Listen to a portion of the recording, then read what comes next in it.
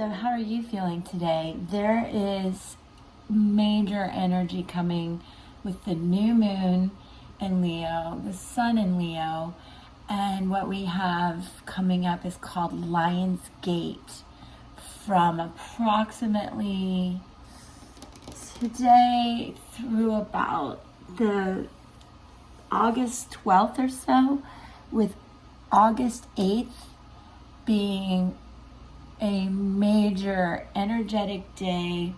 I think a lot of you are going to feel very intuitive and aware and have a great sense of freedom and a lot of love and communication. And it's just going to be a really intense time to know yourself too. So with that in mind, I'm going to do a general reading today. I'm very drawn to do the ancestral runes first. I normally do them last, and I think today we'll do, let's see what they say for past, present, and future. All right, stick with me.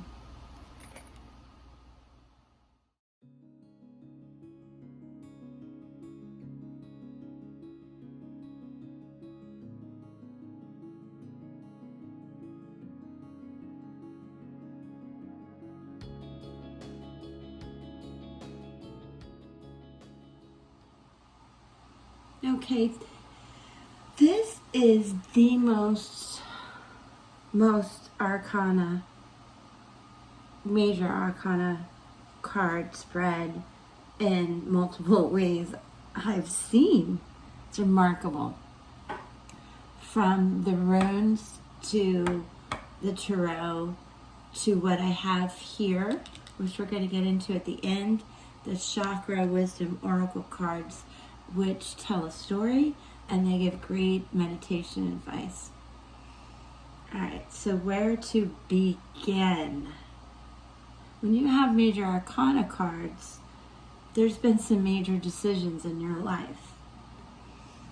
I can tell you right off the bat, there is a lot of elements here about work, possibly talking too much, maybe being attached or clingy to something too much, possibly has to do with inheritance or something along those lines, kind of tied to money and family and so forth. But there's also a lot of strength noted here for you. Also patience and nothing but discovery and a lot of optimism coming out. All right, so let me delve into the runes, which is exactly how they came out. This is the rune of the year. I'm stuck on the fact that we have this represents change, this prosperity, this ancestral, but also prosperity. So change, I feel, in the recent past, working through some stuff, to a lot of prosperity, whether that's through work, an inheritance, or your own endeavors. It's coming, and this is a great time. And as I mentioned, the Lion's Gate, gotta write about it, but this is a good time to trust your instincts about all these things. So the rune of the year is the power of the harvest, and like I said, it speaks to change, growth, karma, hope, hard work. But along with another card here, actually another rune, it stands for understanding that you reap what you sow, good and bad. So to be aware and have the inner knowledge that you want to reap the best for you and all those around you. Just keep that in mind. All 3 runes that came out are fire signs. This actually represents Jupiter, which is definitely in play, going into retrograde, which affects us all. Planets are moving. Part of Lionsgate, they'll line up. There's a major star that will line up with Orion's belt that creates this portal, really strong on the 8th. Back to the topic. Sorry, I squirreled. Prosperity. The rune of joy, the letter W in this ancestral language. The power of good fortune. And it's again representative of Leo, the fire sign Leo. And it wants you to celebrate the joy in your life. In Tarot, it represents strength, which is also the sign of Leo. And that you need to have courage, be the graceful charmer that you are, but never overindulge or be obsessive about things. That will come out in this story about perfection. But this is truly speaking to relying on your inner strength and really enjoying the good fortune in your life, the comfort, the harmony, and the happiness. Expect good things when you see this rune, the rune of joy. Then the last rune to come out, they really tell a story. Goes like this. Is the rune of the ancestral home. And it represents the full moon, also judgment, which in Tarot speaks to the sign of Scorpio.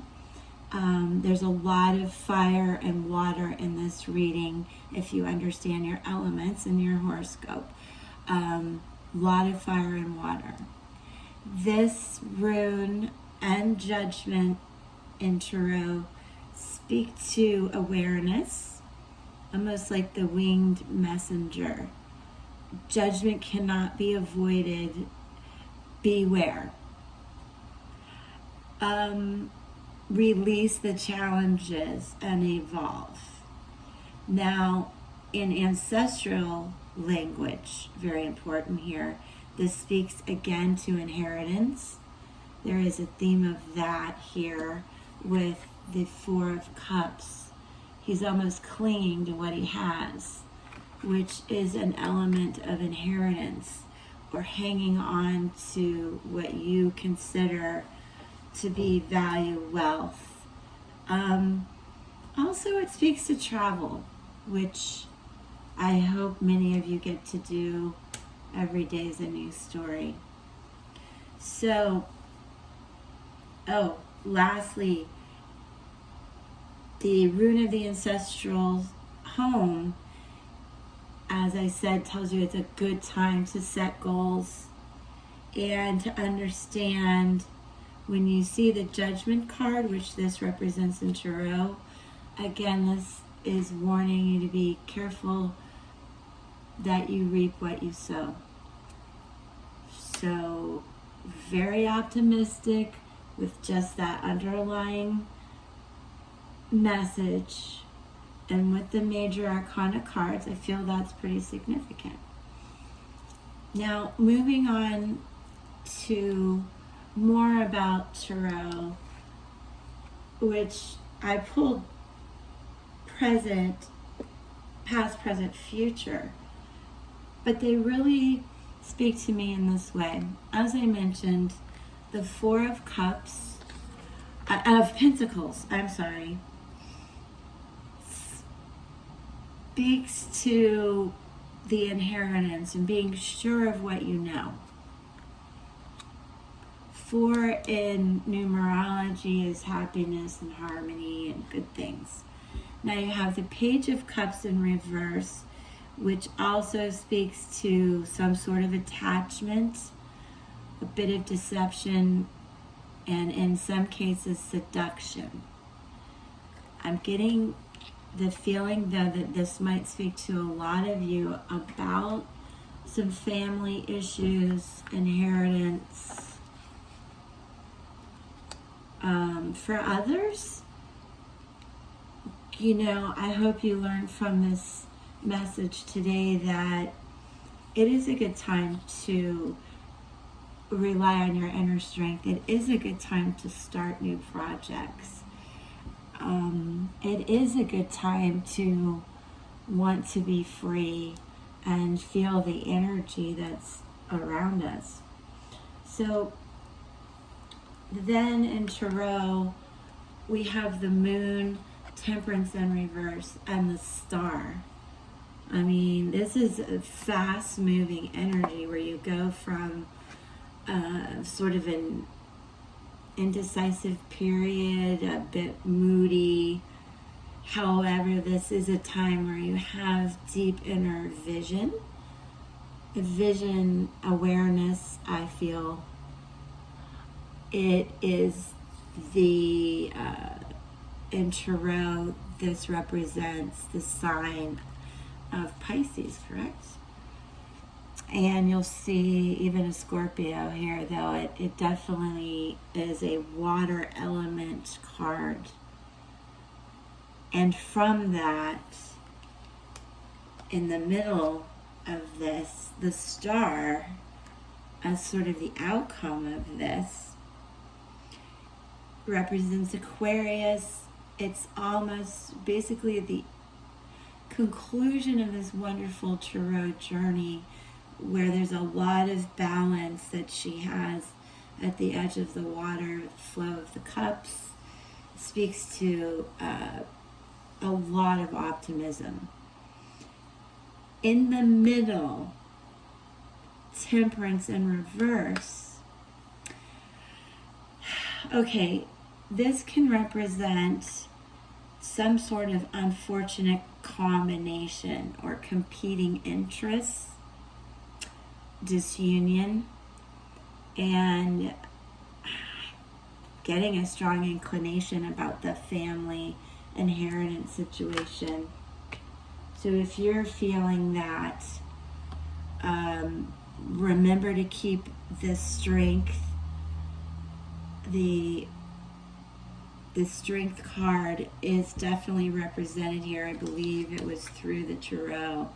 This rune of, the rune of prosperity speaks to the strength that you need, the inner strength to make this optimism happen and complete this journey that you're on. Now, I feel inclined to pull one more. Let's do one more Tarot card before we speak about the Chakra Wisdom cards, which are fantastic. All right, stick with me really quick here. Just one card to clarify, all right, let's see what we're talking about here. Ace of Pentacles, again, speaks to money, the offering, this divine hand out of the cloud. Oh my God, 10 of Pentacles in reverse. Can we pretend that didn't happen? I want to, because I think this is the outcome that we want. With the Empress, look what came out. I needed clarity. We got clarity.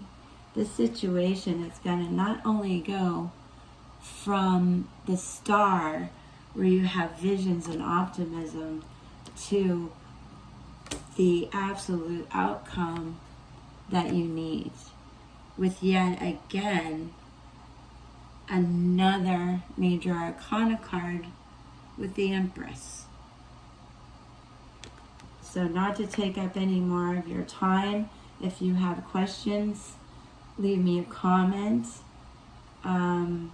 That's pretty clear there. Now, I am going to just put these together right over here, just like this. All right, and let's put these right on top. What awesome message. Family, inheritance, things can be quite a fuss. I have been through it. 1,000 other things if you want to talk about it. There's a strong message here for somebody about that. And more. A lot of optimism though. Please keep that in mind. All right, now we're going to delve into what wisdom we learned from workaholism, perfectionism, isolationism, and discovery. Now, I'm so glad you've stuck with me. We're going to talk about these Chakra Wisdom cards that are so incredible.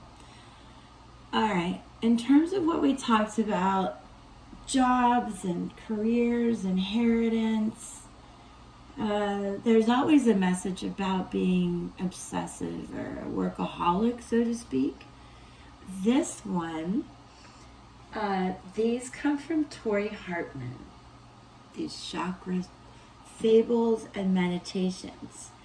Now, I'm going to run through them pretty quick and let you meditate on the final one as we go through this journey that we have been on with Tarot, which, by the way, at the bottom of the deck, 6 of Wands, always a good card to see, very victorious, wearing that crown of hope. So a lot of good cards came out. Definitely some questions about money and inheritance, so, and workaholic. What you need to know here is the passing of all things is inevitable. Whatever is happening may require release. This card could also represent unexpected news. Now, some key ideas. Hidden blessings, celebration tampered by sadness, protecting somebody, ability to honor others, and new horizons. When you see this card, know that you are very prolific now, and understand if what you are creating stalls, you may need to just recharge. Okay? Know your limits when you see this card. Now, this perfection, I know this speaks to this beautiful person who does not need makeup, who does not need to spout from her mouth all her opinions, but instead she wears a ton of makeup and trying to be more and more perfect, and the things that come out of her mouth are in an effort to make others perfect too, which none of us can be perfect. So this tells you, like a Leo, like the fire sign, like the just that charismatic person that you are, be that, but always be gracious, right? Because as you go through things with family, friends, whatever it may be, something happened here. We have the card of isolation. This is Sapphire's blue. Sorry about the glare. A childlike playfulness is hidden under Sapphire's serious, elegant exterior. This card denotes wealth and an ability to do anything well. Trust and loyalty are indicated. Sapphire also has a great capacity for healing. So, it speaks to inner strength, the major arcana card strength that we received, and keeping the grace that we spoke about, as you deal with others, and understanding isolation is a place to grow from, not to be boxed in. I hope that makes sense. Now, in conclusion, I'll make it as quick as possible for you guys and give you the meditation guidance that she has. Tori Hartman. Again, I love these oracle cards. So Pink from Pinkton. I am more than I think I am. The legend is life is easy for young Pink. He takes his gifts for granted until one day loses Petunia, the love of his life, forcing him on an inner journey. Again, we have this verbiage about digging deep, letting your light shine, giving you strength.